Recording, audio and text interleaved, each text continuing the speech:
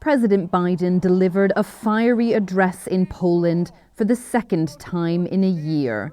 His message: Ukraine must prevail, and the West must help it to do so. 1 year into this war, Putin no longer doubts the strength of our coalition, but he still doubts our conviction. He doubts our staying power.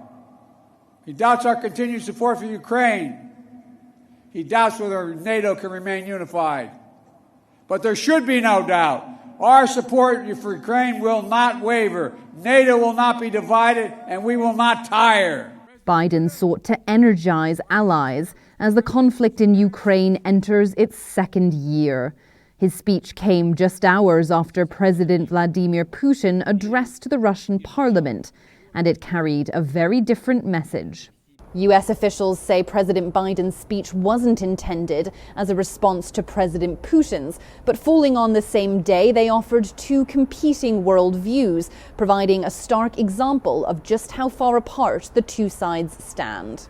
Biden was explicit that the West doesn't seek to control or destroy Russia, but he said Putin chose to start the operation in Ukraine and that the Russian president can end it. There was also a message of solidarity with Eastern European allies.